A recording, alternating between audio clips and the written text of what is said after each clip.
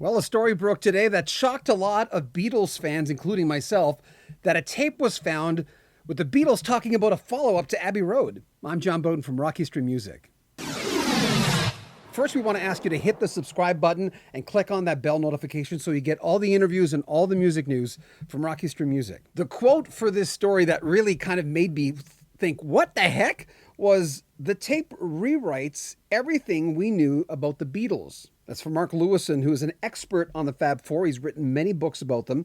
He has a tape of their very last meeting, and that tape has inspired a new stage show. The meeting happened 50 years ago on September 8th, 1969, and shows the tension that led to the breakup, but it also shows a chance of a follow-up to their last official album, Abbey Road, even though Let It Be was released after that. At the time, Abbey Road was finished, but not yet released. The tape was made because Ringo was in the hospital having some problems with his intestinal tract or something. Since they all had to be there, John decided to buy a tape recorder and record the whole session. And as John turns on the tape recorder, you can hear him saying, "Ringo, you can't be here, but this is so you can hear what we're discussing." Lewisohn said the books have always told us that they knew Abbey Road was their last album and they wanted to go out on an artistic high. But no, they're discussing their next album. And you think that John is the one that wanted to break them up, but when you hear this, he isn't. Doesn't that pretty much rewrite everything we thought we knew? On the tape, you can hear John discussing a new formula for the band.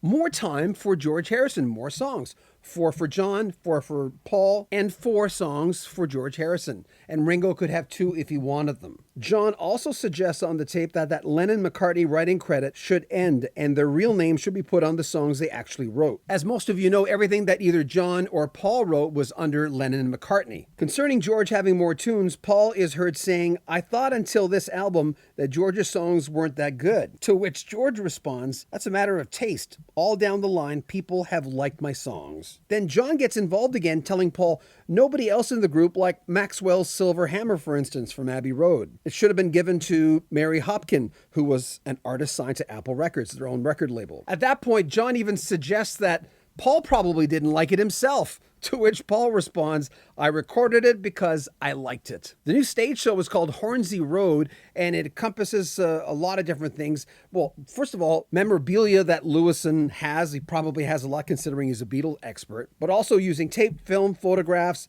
and new audio mixes. He says it's a story of the people, the art, the people around them, the lives they were leading, and the breakup. As mentioned, Lewisohn has written many books on the Beatles. But doesn't this give you like the what if thing? Oh my God, what if? What if they would have stayed together? I had a friend who died a few years ago, and there was tests that weren't done on this particular person. And I remember his girlfriend telling me, like, what if? And this was years later, so I could be a little bit more straightforward with her since years had gone by. And she started doing the what if thing, and I kept going, he's dead. Yeah, but he's dead. And the what if thing is, sometimes I'll be lying in bed and I'll think, what if the Beatles would have gotten back together or would have stayed together? What would have happened? Well, I think there's a good chance the music would have gotten weaker based on the solo stuff, even though it was brilliant at times. But hearing this makes me wonder, why hasn't McCartney mentioned this? Before 1980, why didn't John Lennon mention that? Before George died, why hasn't this ever been brought up? It would have been good for George to mention something.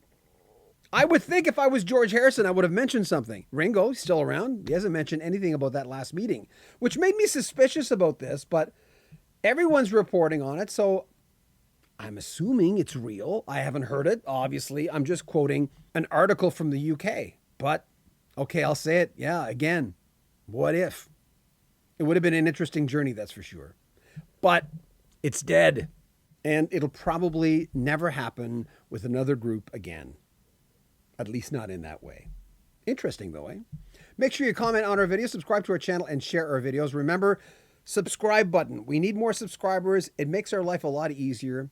And click on the bell notification so you get updated when we're ready to give you some new information. Interviews. Oh, we've got so many good interviews coming up. Remember, we're not going to rely as heavily on interviews as we've mentioned before as we did before, but we've still got some juicy stuff coming up. We can't announce anything. I don't announce anything unless I've got the interview in the can because people have canceled on me and I can't say anything. Coming up, I'm John Bowden from Rock History Music.